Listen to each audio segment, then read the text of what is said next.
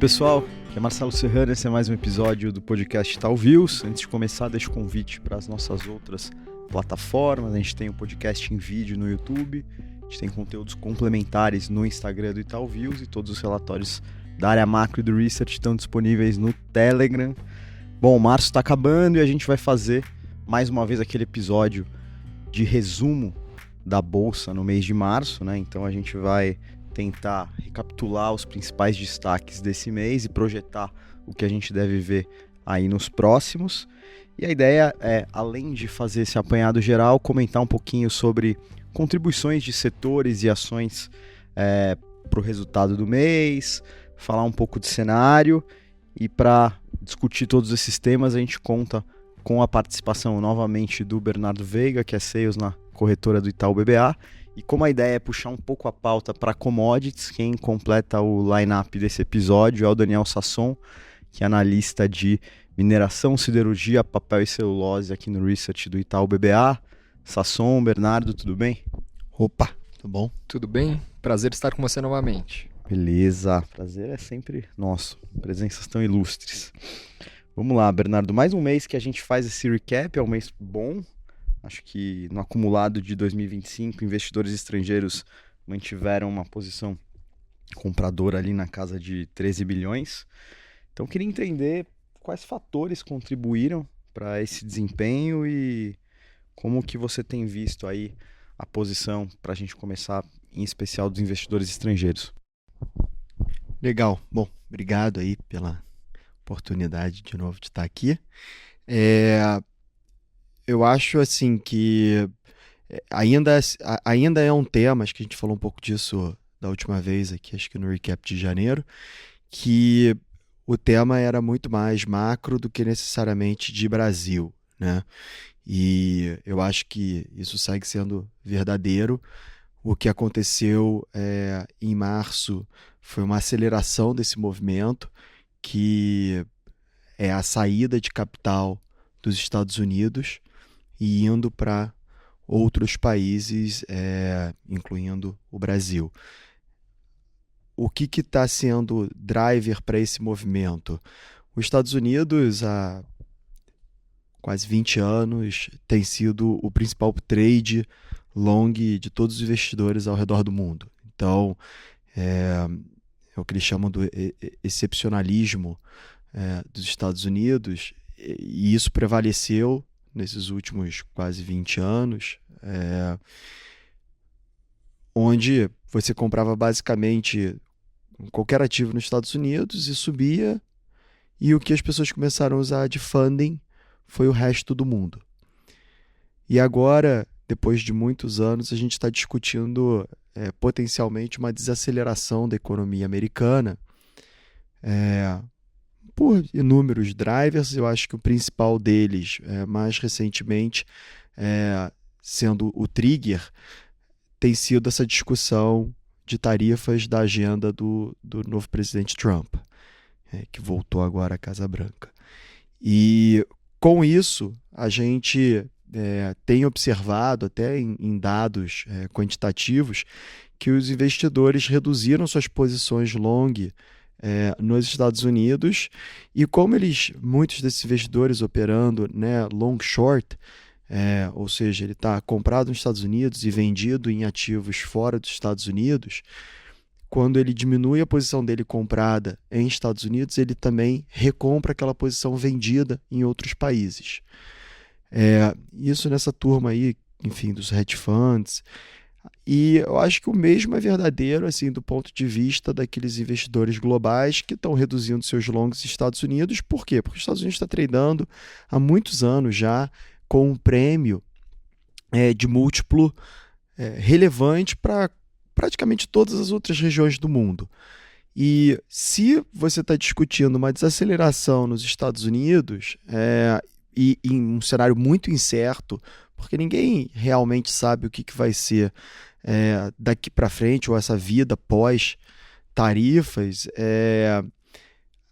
dado o grau de incerteza, as pessoas estão reduzindo suas alocações, porque esse múltiplo já não necessariamente mais é condizente à taxa de crescimento e o grau de incertezas. E aí migrando para outras partes do mundo. Então eu acho assim que no final do dia, voltando aqui para o tema de Brasil, eu acho que a entrada de fluxo de capital estrangeiro aqui não parece estar desacelerando, pelo contrário, acho que março foi um novo mês aí de entrada forte, muito pautada em todos esses temas que a gente está falando aqui, mas importante destacar que não é que o Brasil é o único lugar do mundo onde está entrando dinheiro. Na verdade, Europa recebeu, enfim, um aporte grande, muito maior do que o Brasil. A Europa acho que é o mercado que mais recebeu recursos nesse começo de ano, China, enfim. Então tem outros destaques. O Brasil está recebendo também, para o tamanho do mercado acaba sendo muito relevante. Esperamos que continue, mas, de novo, é um tema global e não necessariamente um tema micro. Legal, acho que pegando o gancho na resposta do Bernardo, Sasson, a gente vê um pêndulo aí saindo, fluxo de capital dos Estados Unidos para outros mercados, além de Europa, emergentes. Quando a gente olha para emergentes, China se destaca bastante e, naturalmente, quando a gente pensa em um momento bom para a China, a gente pensa em uma derivada interessante para o Brasil, aí, principalmente para as exportadoras de commodities. Você tem visto essa derivada acontecer? A gente deve ver esse movimento, além do Brasil capturar diretamente esse fluxo para emergentes, ele vai capturar indiretamente também via China? Perfeito, Marcelo. Acho que a sua provocação é interessante, mas acho que a gente tem que lembrar, e até construindo um pouco sobre o tema importante que o Bernardo colocou, né, de saída de fluxo de mercados mais desenvolvidos como Estados Unidos e um pouco de dinheiro sobrando, né, ou mais dinheiro sobrando para outras regiões do mundo. Acho que a gente tem que separar um pouquinho aqui o que é uma alocação financeira da turma mudando de região e o que são as dinâmicas específicas de crescimento econômico em cada uma das regiões, né? E aqui eu acho que vale falar que uma desaceleração econômica nos Estados Unidos, aliada a um não crescimento acima do que a China vem reportando nos últimos anos, né? A China, na sua reunião do Congresso, do Partido Chinês, 2-3 semanas atrás, manteve o target de 5% de crescimento nesse ano. Com mais riscos até, eu diria, né, de uma desaceleração global, de uma guerra comercial, de tarifas sendo impostas pelos Estados Unidos contra parceiros de longa data e contra, de repente, superpotências que antagonizam, né, essa supremacia americana. Tudo isso constrói um ambiente de maior incerteza, e maior incerteza com relação a crescimento global não é bom para commodities, né? De forma geral, menor crescimento é ruim para preços de commodities como um todo. Então, a gente tem que levar em consideração que, embora a China, por exemplo, se beneficie de repente desse fluxo de dinheiro que sobra quando os investidores reduzem a alocação nos Estados Unidos, isso não quer dizer que a economia chinesa vá crescer mais, né?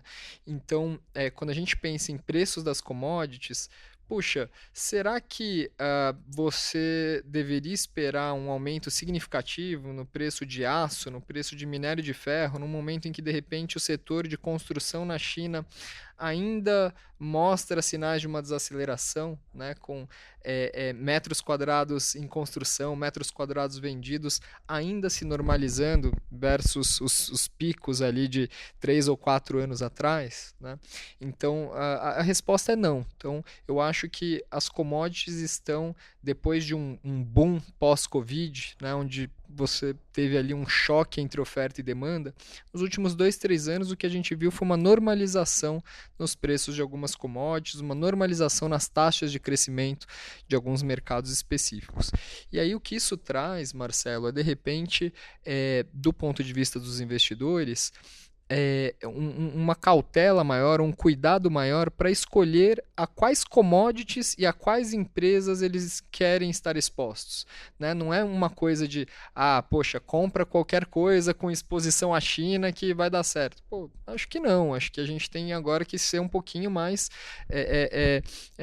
analisar um pouquinho a empresa, o momento da empresa e fazer um call um pouco mais bottom-up, né, do que macro, do que top-down. Então, por exemplo, será que o setor de properties na China vai passar por uma recuperação super significativa? Poxa, talvez não. Mesmo assim, talvez o minério se mantenha nos patamares atuais, ao redor de 100, 105 dólares por tonelada. Esses patamares atuais são suficientes para que as mineradoras, como por exemplo a Vale, gerem caixa e retornem esse caixa para os acionistas? Sim ou não? Né? Aí, indo para outras commodities, celulose é uma commodity, mas é uma commodity mais associada à nova China, a China consumo, a China serviço, menos aquela China infraestrutura, construção. Então, as dinâmicas são diferentes, né? Então, Marcelo, assim, eu acho que, de repente, um maior otimismo, ou, na verdade, um benefício que mercados emergentes tenham com um pouco mais de dinheiro sobrando ou saindo dos Estados Unidos, ele talvez seja mais localizado. E os investidores talvez tenham que se preocupar um pouco mais com a qualidade, com o tipo dos ativos a que estão expostos, do que um oba-oba e um otimismo generalizado. Legal, e só complementando a pergunta, então, já que China, no cenário atual, não é um trigger tão claro, pelas questões que você explicou, quais seriam esses triggers mais comuns a várias dessas empresas que estão na cobertura? O que pode, de fato, contribuir positivamente ou até negativamente para essas companhias? Eu acho que um grande ponto aqui, Marcelo, é que a gente está falando de um mundo pós-Trump provavelmente mais protecionista de forma geral, né, com tarifas de importação sendo anunciadas não só pelos Estados Unidos, mas pela China para se proteger, pela União Europeia para se proteger dessa briga, desse fogo cruzado. E você vê pelo menos até agora, uma implementação desses aumentos acontecendo de forma meio errática, né? Na verdade, na segunda-feira tem anúncio de um aumento de tarifa, na terça-feira, calma, a gente vai postergar essa implementação, na quarta não, é isso mesmo, mas a partir de 2 de abril, na quinta. Então a gente ainda não, a gente tá tendo muitas moving parts, né? Desse cenário, desse quebra-cabeça geopolítico. E isso se torna particularmente importante para as empresas de commodities que têm uma parte significativa da sua receita, às vezes 70%, 80%, vindo de exportações, né? Ou outras empresas, como as siderúrgicas brasileiras, têm sofrido bastante nos últimos 2 anos, principalmente, com uma competição de produtos importados. Por quê? Porque, puxa, de repente a China não consegue exportar o aço dela para os Estados Unidos. Bom, o Brasil talvez seja um mercado um pouco menos protegido. O aço chinês para de ir para os Estados Unidos, começa a buscar outros caminhos, né? Outros mercados, outras válvulas de escape.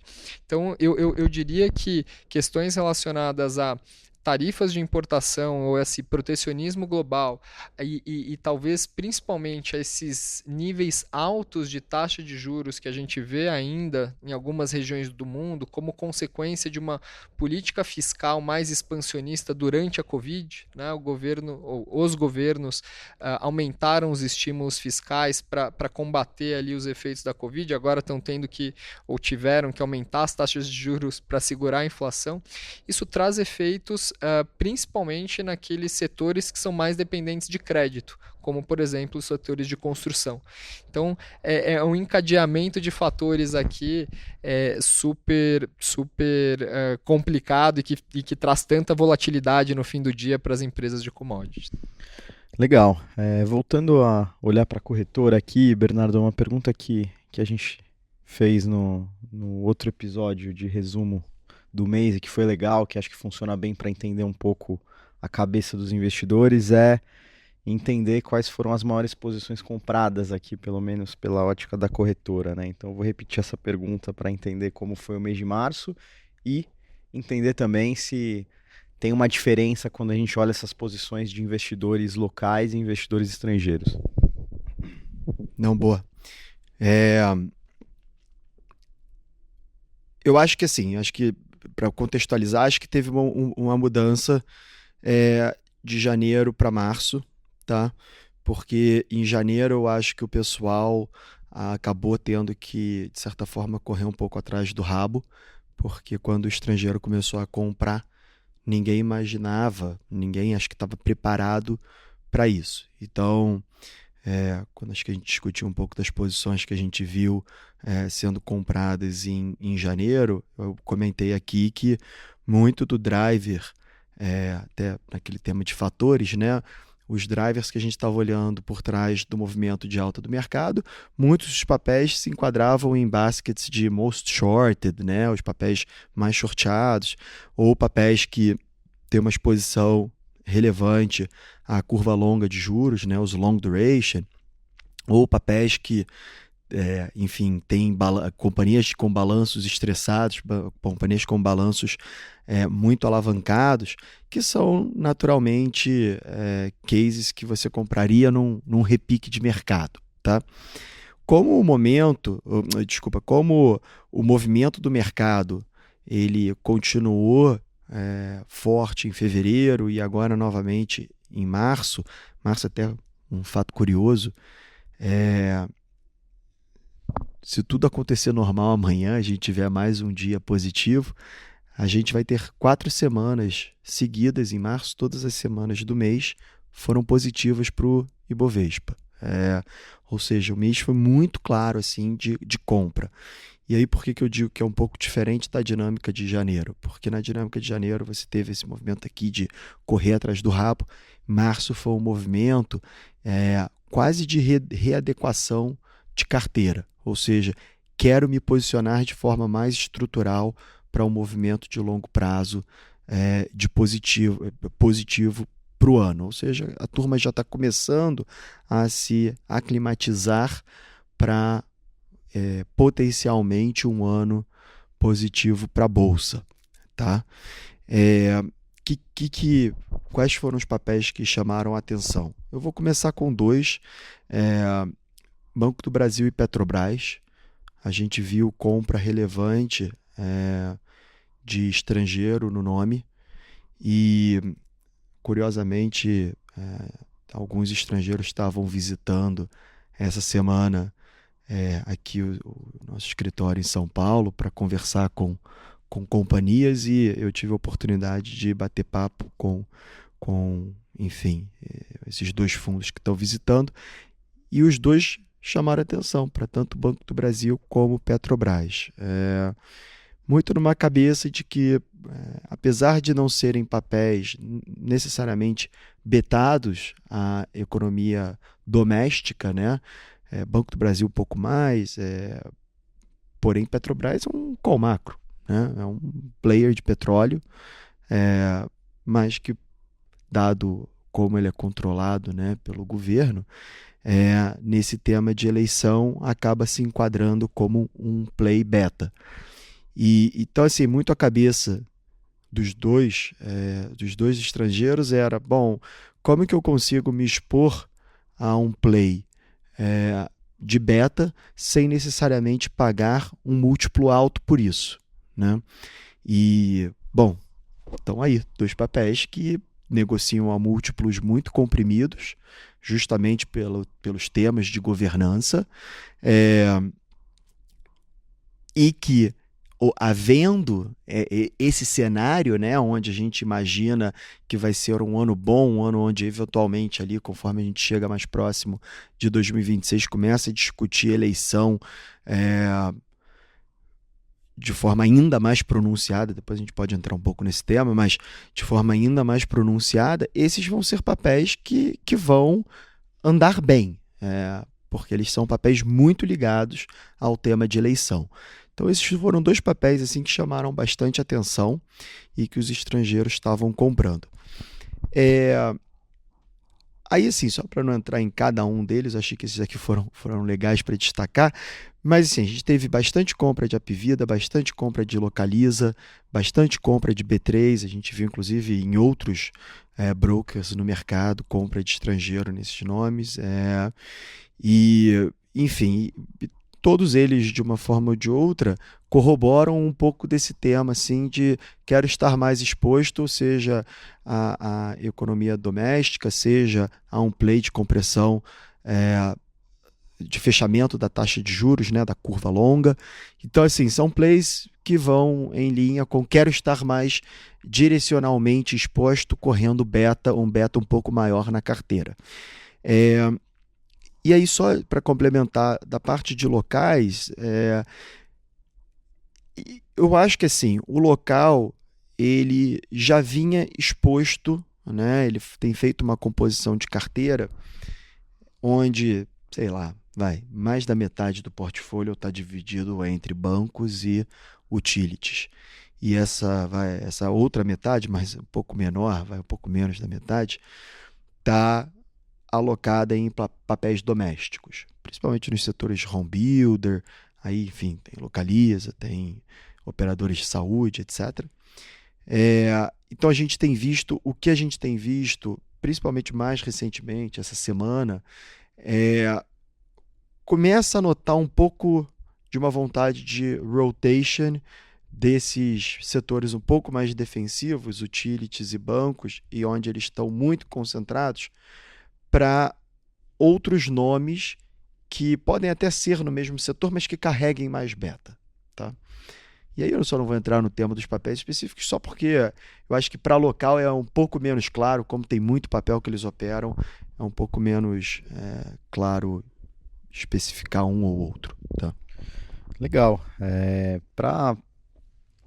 Antes de fazer a pergunta aqui para o Sasson, só contextualizando, o Gever sempre que vem aqui comenta que a estratégia do portfólio ali traz como premissas ali carry, quality e FX exposure. Pegando esse terceiro grupo aí das exportadoras e que tem um link forte com a sua cobertura, eu queria perguntar como a gente falou bastante aqui de domésticas, da dinâmica aqui doméstica, se a gente olhar para essas companhias agora nesse cenário de uma estabilização do dólar aí em 5,70 e uma série de incertezas por conta dessa guerra tarifária e, enfim, discussões de instabilidade no comércio global, como que essas companhias devem ser impactadas?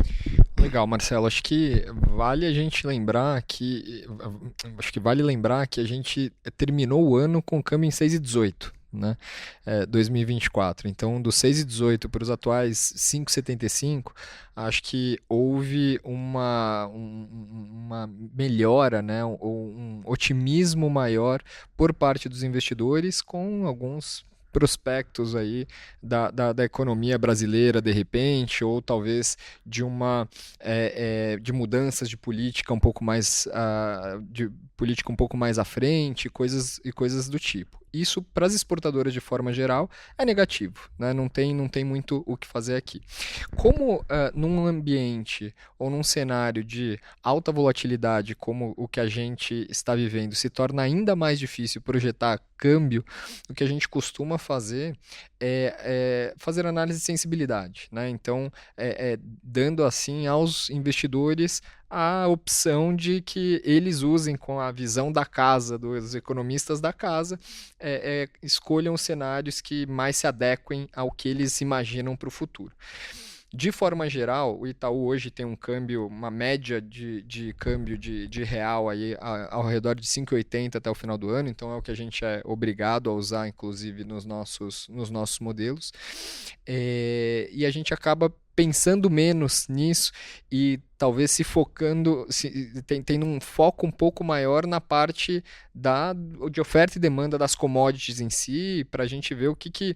Ok, pensando nessas empresas em dólar, pensando na Suzano em dólar, na Vale em dólar, para trazer o exemplo de duas companhias que eu gosto e tem 90%, para não dizer virtualmente 100% de suas receitas dolarizadas, o que está acontecendo com a oferta e demanda de celulose? O que está acontecendo com a oferta e demanda de minério? Poxa, parece que na celulose a gente tem um mercado bastante mais apertado, bastante mais balanceado, com alguns problemas de oferta aí no mercado do que a gente imaginava no final do ano passado. Parece que do lado do minério, questões climáticas no Brasil e na Austrália nesse primeiro trimestre do ano deixaram também as dinâmicas de oferta e demanda mais balanceadas.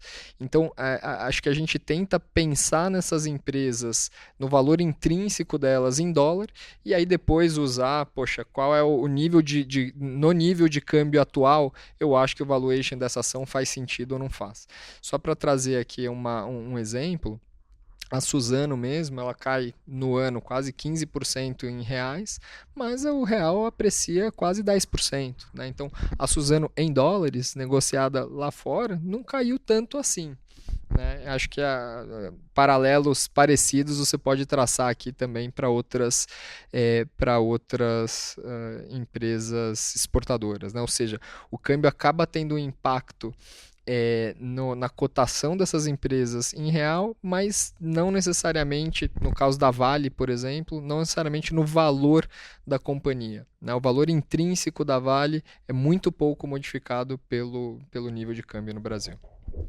Bom, a gente cruzou um pouco a discussão com o câmbio e queria cruzar agora, Bernardo, com política monetária. A gente teve decisão aqui no Brasil, talvez sem surpresas. A gente teve decisão do Fed lá nos Estados Unidos, onde talvez havia expectativa de um início de corte. Como que essas decisões dos bancos centrais influenciaram na sua visão, se é que influenciaram ou mudaram de alguma maneira o posicionamento de investidores?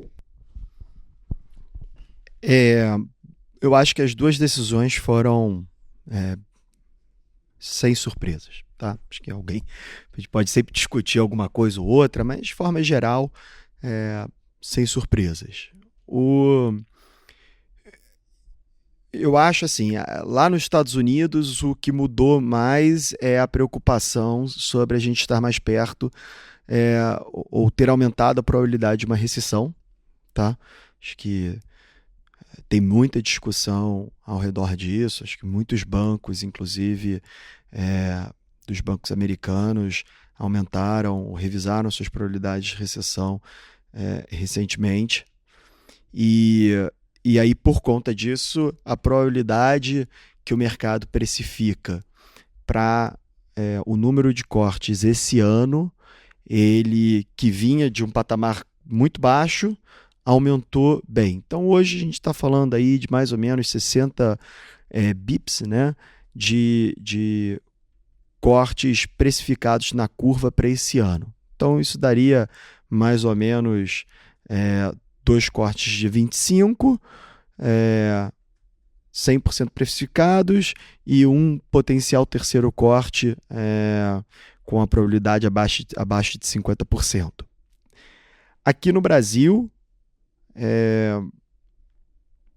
sim, sinceramente, acho que muda pouco. Acho que a mensagem principal é que a gente está chegando perto do fim do que parecia ser um ciclo interminável de alta de juros. A impressão é que agora a gente está, de fato, chegando mais próximo do fim dele. O que vai ser a decisão do BC na próxima reunião? Eu acho que assim, ainda é um tema em aberto, mas que eu acho que muda muito pouco a decisão de investimento do investidor. Por que eu falo isso? Porque se a curva terminal for 15 ou 15,25 ou 14,75, não me parece que vai mudar a decisão do investidor drasticamente. Eu acho que é muito mais importante para o investidor tentar entender se o ciclo está mais próximo do fim ou não, do que necessariamente acertar com a perfeita precisão qual vai ser o valor final da Selic terminal, tá? Então, eu acho, inclusive, que parte disso está indo para o preço, porque os investidores de bolsa, principalmente, a bolsa ela antecipa os movimentos. Então, os investidores já começaram a antecipar que, olha, ao que tudo indica, e dadas as condições macro, a gente provavelmente está, de fato, chegando perto do fim. E eu acho que isso corrobora um pouco das teses de que não é necessariamente commodity que o investidor quer estar comprado no momento onde você está discutindo que o ciclo pode estar chegando perto do fim. Então, assim, acho que, obviamente, né, tem certezas e pode ser que a gente ache que seja o fim e, eventualmente, a gente veja que, olha, sei lá, a gente ficou behind the curve e aí precisa subir de novo, ou seja, que aí não seria legal e não há uma discussão hoje. Eu acho que a discussão hoje estamos chegando perto do fim. E aí, como que isso está impactando? Os investidores já estão adicionando um pouco mais de risco na carteira, entre outros motivos, mas que esse também é um fator positivo para esse view de que você deveria estar aumentando um pouco de risco quando você acha que o ciclo de juros está próximo do final. Legal. Já encaminhando para o final, Sasson, você ao longo das respostas foi dando alguns spoilers, mas para deixar claro aqui para o ouvinte, quais seriam as principais top picks aí no universo de cobertura diante desse cenário que a gente já comentou bastante aqui? Legal, Marcelo. E acho que até minha resposta aqui vai muito na linha do que o Bernardo acabou de colocar, né? Uma das nossas tarefas difíceis aqui como analistas de equity é também tentar conciliar esse alto custo de oportunidade que os investidores têm quando uma Selic está indo de repente para 14,25% para 15%, né? Enfim, tá numa direção ascendente. Nesses momentos, o que os investidores gostam, ou preferem, ou priorizam, são companhias que de repente têm uma geração de caixa mais robusta e que de repente uma parte dessa geração de caixa volte para as mãos dos acionistas via dividendos, via recompra de ações. E acho que na minha cobertura, as duas empresas que melhor se encaixam nessa descrição são a Vale e a Suzano. Né? As duas empresas têm uma geração de caixa de mais de 11%, 12% do market cap em 2025, acho que até melhor em 2026, mas o mercado tem focado mais no curto prazo, dadas as incertezas. Em 2025 eu vejo tanto Suzano quanto Vale com free cash flow yield acima de 11%. No caso da Vale, a gente está falando de uma combinação de volumes marginalmente melhores do que o ano passado, custos um pouquinho mais baixos, mas preços estáveis ali nesses níveis ao redor de 100 a 105 dólares, onde eles começaram o ano. E um capex um pouquinho mais sob controle, a companhia revisou para baixo recentemente suas expectativas de desembolso esse ano, então a gente vê uma geração de caixa saudável.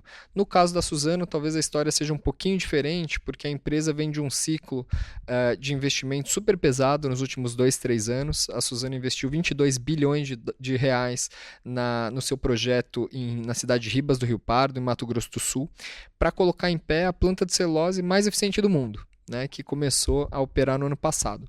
Então, em 2025, a gente vai ver o CAPEX, né, o investimento desacelerando e o EBITDA subindo, porque você tem os volumes adicionais vindos desse projeto. Com tudo isso, Marcelo, eu acho que a gente tem aqui dois exemplos de empresas que estão gerando bastante caixa No caso da Vale, como a empresa não tem grandes projetos, necessidades de investimento à frente, a maior parte do que ela tem gerado de caixa nos últimos anos, ela tem distribuído para os acionistas via dividendos, via recompras. No caso da Suzano, há uma dúvida sobre quanto desse dinheiro vai de fato voltar para as mãos dos acionistas. A empresa analisa aí, vem analisando desde o ano passado de forma mais forte potenciais projetos de M&A, né, potenciais aquisições, digamos assim.